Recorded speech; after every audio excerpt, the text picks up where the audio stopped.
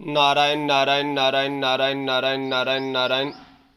आज का विषय है राजनीति, शिक्षा व स्वास्थ्य।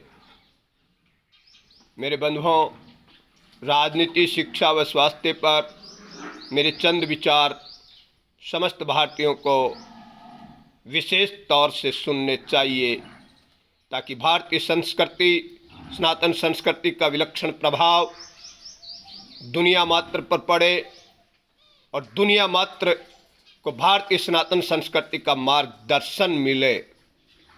मेरे बंधुओं, प्रथम हम राजनीति के विषय में विचार विमर्श पर चर्चा व मेरे विचार प्रकट करता हूँ। आज वर्तमान जो राजनीति है, इसमें भयंकर भ्रष्टाचार, व्यभिचार, दुराचार, दुर्गुण आदि भयंकर रूप से व्याप्त है। वर्तमान राजनीति में राजनीति नीति युक्त कार्य होना चाहिए, अनीति नहीं, अनीति नहीं। राजनीति में जिस तरह से सरकारी अधिकारी कर्मचारियों की योग्यता होती है, उसी तरह राजनेताओं की भी निश्चित अवधि का कार्यकाल होना चाहिए। राजनीति में 70 वर्ष बाद किसी भी राजनेता को कार्य करने का अधिकार नहीं होना चाहिए, उन्हें सेवानिवृत्ति दे देनी चाहिए। जिस तरह सरकारी कर्मचारियों को 60 वर्ष का नियम है रिटायरमेंट का, इसी तरह राजनीति में 70 या 75 वर्ष अंतिम सीमा, 75 वर्ष बाद में पूर्णतया संन्यास की ओर अग्रसर राजनेताओं को हो जाना चाहिए। राजनीति में 60 वर्ष के बाद जो अधिकारी कर्मचारी रिटायर होते हैं, 60 वर्ष के बाद की ही उम्र राजनीति में प्रवेश की होनी चाहिए। राजनीति एक सेवा है, सेवा परम धर्म है। मेरे बंधुओं, 50 वर्ष से वो राजनीति कर सकता है जो सन्यासी बचपन से ही हो। जो बचपन से ही सन्यासी होगा, योगी होगा, वो 50 वर्ष से लेकर 75 वर्ष तक 25 वर्ष राजनीति में कार्य कर सके, शुद्ध और बुद्ध ईमानदारी के पथ पे चलकर। मेरे बंधुओं, राजनीति में निश्चित उम्र 60 से 75 और सन्यासी और योगी के लिए 50 से लेकर 75 वर्ष तक 25 वर्ष का कार्यकाल होना चाहिए। राजनेताओं को कोई वेतन नहीं मिलना चाहिए, कोई किसी तरह का वेतन भत्ता नहीं मिलना चाहिए। उन्हें निःशुल्क आवास मिले, निःशुल्क यात्रा टिकट मिले, उनके खाते में 1 रुपया भी सरकार का नहीं आना चाहिए। वो वैराग्यवान त्यागी महापुरुष हो, जिन्हें सन्यासी की संज्ञा दी जा सके। जो सच्चा सन्यासी होगा, सच्चा बैरागी होगा, वही सच्ची राष्ट्र सेवा, राष्ट्र प्रेम करेगा। यदि धन वैभव कमाना हो तो व्यापार और गृहस्थ आश्रम में रहो। गृहस्थ आश्रम से 60 वर्ष बाद निवृत्त होकर स्वच्छ राजनीति में सेवार्थ आओ और सेवार्थ राजनीति करो। तब तो आपका सच्चा भारतीयता के नाते, राष्ट्र प्रेम के नाते राजनीति करना सफल है। राजनेता यदि किसी भी कृत्य में भ्रष्टाचार, दुराचार कृत्य पाया जाए तो उसको तत्काल सजाए मृत्यु दंड होना चाहिए। इसी तरह समस्त भारतीय नागरिकों के लिए सख्त कानून होना चाहिए। यदि भ्रष्टाचार, अन्य दुराचारों में प्रमाणित सत्य पाया जाता है तो उन्हें सजाए मृत्युदंड जैसा कठोर कारावास की सजा होनी चाहिए।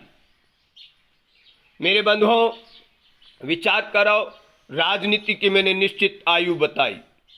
60 वर्ष से 75 वर्ष तक सरकारी अधिकारी कर्मचारी जो गृहस्थ आश्रम से निकल कर आते हैं और 60 वर्ष बाद अपने राजकीय सेवाओं से सेवानिवृत्त होते हैं, वही राजनीति में प्रवेश करे और निःशुल्क निस्वार्थ भाव से प्रवेश करे, तब तो उनका सच्ची राजनीति में प्रवेश करना होगा। और सन्यासी की तरह हमारे राष्ट्र की सेवा करना ही उनका धर्म होगा।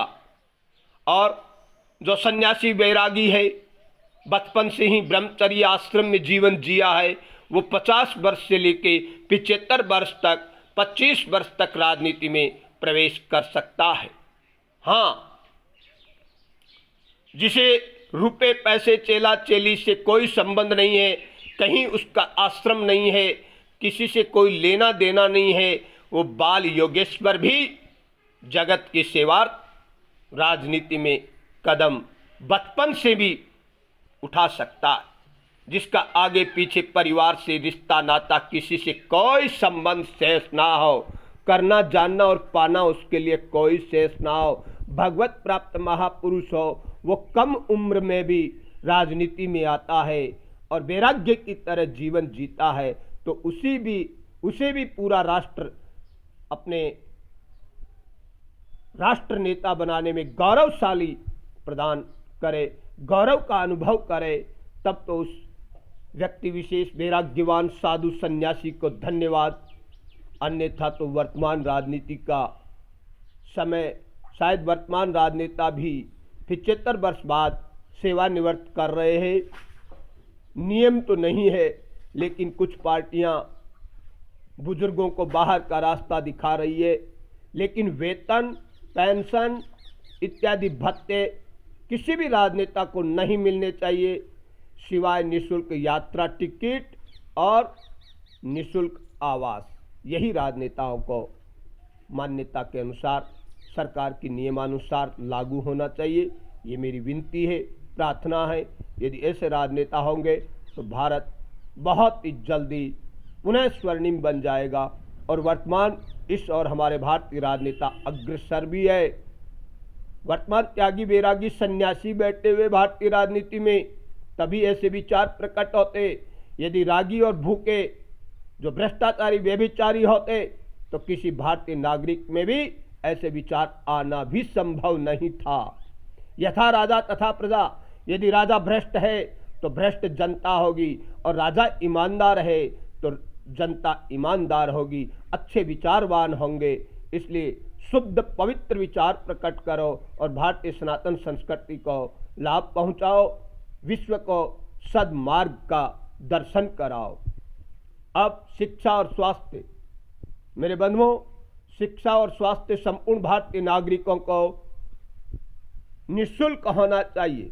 शिक्षा व स्वास्थ्य संपूर्ण भारतीय नागरिकों को पहली क्लास प्राइमरी से लेकर विश्वविद्यालय तक निःशुल्क शिक्षा होनी चाहिए। और प्राइमरी औषधालय से जहां पर राष्ट्रपति, प्रधानमंत्री इत्यादि के इलाज होते हैं, वहां तक के समस्त भारत में समान सुविधा युक्त अस्पताल और समस्त भारतीयों को निःशुल्क होने चाहिए सेवाएं।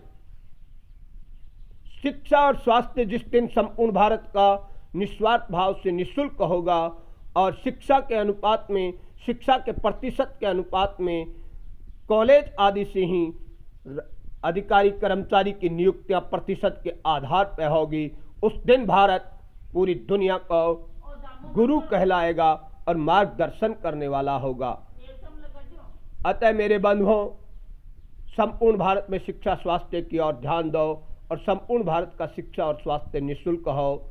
इसी और भारतीय सनातन संस्कृति का प्रयास होना चाहिए। समानता के अधिकार के तहत शिक्षा और स्वास्थ्य समान होनी चाहिए संपूर्ण भारतीय नागरिकों को।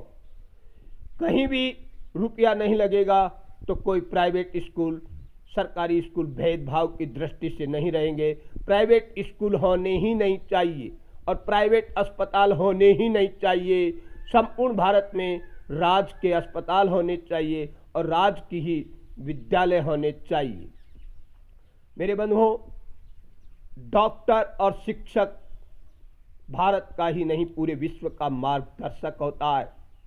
अतः डॉक्टर और शिक्षक को अच्छा वेतन राज के द्वारा मिलना चाहिए, ना कि 2 नंबर के तरीके से कमाना या गलत रास्ते से धन अपनाना कमाना। ये गलत है।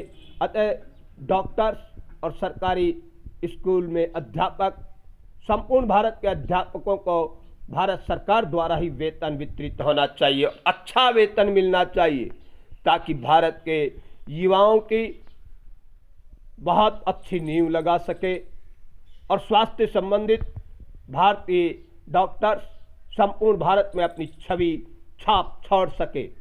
पूरी दुनिया में भारतीय शल्य क्रिया ही, भारतीय चिकित्सा व्यवस्था ही सबसे विलक्षण थी, है और रहेगी, क्योंकि आयुर्वेदिक शल्य क्रिया भारतीय सनातन संस्कृति की देन है और भारत ही संपूर्ण विश्व का मार्गदर्शन करने वाला था, है और रहेगा। अतः मेरा पुनः आत्मनिवेदन है, भारतीय राजनीति में निश्चित आयु सीमा हो, राजनेता त्यागी वैरागी हो, जिसको वेतन का कोई चाहना ना हो, सेवा भाव से रहने का उसका इरादा हो, तभी उसका राजनीति करना सत्य धर्म है। और शिक्षा व स्वास्थ्य संपूर्ण भारत में एक समान सिलेबस, एक सी नीति, एक से विद्यालय, प्राइमरी से लेकर विश्वविद्यालय तक समान शिक्षा नीति होनी चाहिए। इसी तरह स्वास्थ्य संबंधी भी प्राथमिक औषधालय से लेकर बड़े से बड़े अस्पताल में समस्त भारतीयों को निःशुल्क व्यवस्था होनी चाहिए, तभी भारतीय सनातन संस्कृति सुदृढ़ और शक्तिशाली और भारत पुनः विश्व गुरु और स्वर्णिम बनेगा, इसमें कोई संदेह नहीं है। हरे कृष्णा हरे राम नारायण सीताराम, बदमन प्यारे सीताराम, शुभ श्याम। हरे कृष्णा हरे राम।